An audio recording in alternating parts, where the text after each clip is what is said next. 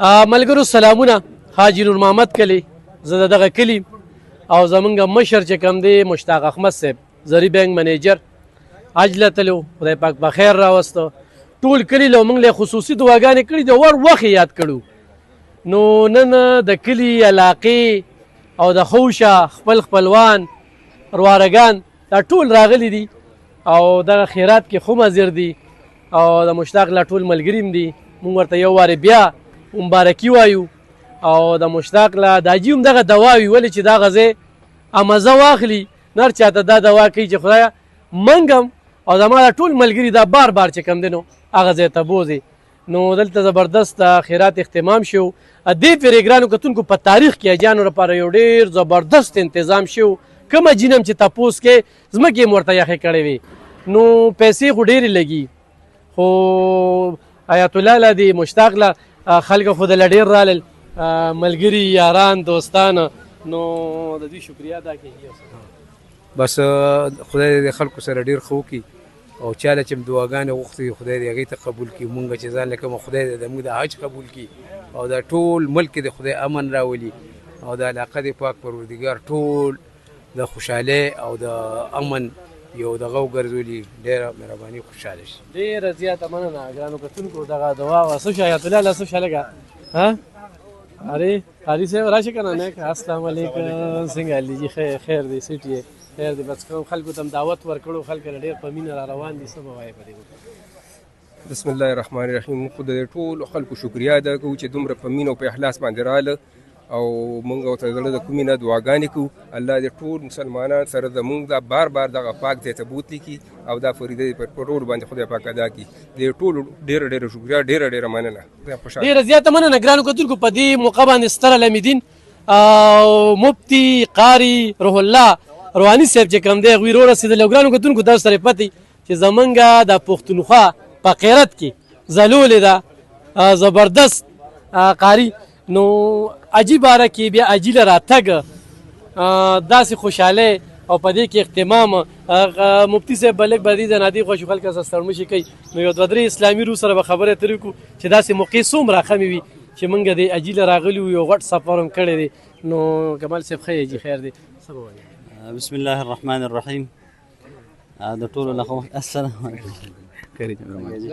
قاری صاحب سره زمونږ مینه دا د منیجر صاحب زوی او هغه ته دغه سیاره بارک الله خدای مو خوشاله دار سره خو مخکې د حاجي صاحب محترم او دا ټول خاندان ټولو حاجیانو حجاج کرامو ته د حج مبارکي او د دې د طوافونه عبادت طاعات الله قبول کړي. غټه خبره ده د نبی کریم صلی الله علیه وسلم مبارک فرمای وی کله چې حاجي لاړ شي او حج وکړي د بیت الله شریف او د حرمینو ملاقات وکړي او دی واپس د حج نه راشي وی دې داسې د ګناه نه پاکي. نبي علیه السلام فرمایي کانه یوم ولدته امه لکه دی چې په دې ورځ د مور نه پیدا شو. لکه انسان چې کله د مور نه پیدا کیږي نو دی د ګناهونو نه بالکل پاک او صفای. بیا تقریبا 12 کاله دی غیر مکلف نابالغ بیا چې بلاغت نه پس د دنه څومره ګناهونه شوي. نبي علیه السلام فرمایي ان الاسلام یهدم ما کان قبله وان الهجرة تهدم ما کان قبلها وان الحج یهدم ما کان قبله. رسول الله علیه السلام 3 سیزونه یاد کړي دي. یو اسلام داسې سیز دی چې د دې نه مخکې انسان نه څومره ګناهونه شوي اسلام سره هغه ختمیږي. هجرت نه مخکې چې چا څومره ګناهونه کړي د اسلام د دین دپاره دی هجرت وکړي دغه ټول ګناهونه الله معاف کړي. او دریم سیز چې کوم دی هغه حج دی. حج داسې عمل دی نبی کریم علیه السلام فرمایي که د حج نه مخکې د انسان نه څومره ګناهونه شوي حج کولو سره هغه ورته معاف شي او مغفرت او بخښنه وشي. بیا حاجیانو ته راتله نو دا خو د حرمینو سره محبت دی د الله سره مینه ده د قرآن سره محبت دی دین سره دی. حاجي صاحب ته موږ ولې راځو دعا دپاره موږ الله سره مینه ساتو او په کار هم داسې ده چې کله حاجي ځي سړی ورسره لږ داسې جلب وکړي څو قدم هم ورسره کېږي. حضرت عمر صاحب ته نبي علیه الصلاة وسلام ورته وایي ای اخي موږ هلته خپل لا تنسانا فی دعایک موږ خپلو دعاګانو کې مه هېروه. ګوره پیغمبر دی او غیر پیغمبر ته نبي علیه السلام پیغمبر دی حضرت عمر صاحب خو پیغمبر نه دی. غیر نبي ته وایي چې ما ته هلته دعا وغواړه چې یو پیغمبر غیر پیغمبر ته وایي چې ما له دعا وغواړه. نو عام انسانانو له خو پکار دی چې حاجي او عمرې والا سره خامخا جلب هم کوي او هغه نه د دعا مطالبه هم کوي. نو د حاجیانو صاحبانو دعاګانې قبلیږي او دا داسې عبادت دی چې د مال او د بدن منځ کې شریک دی.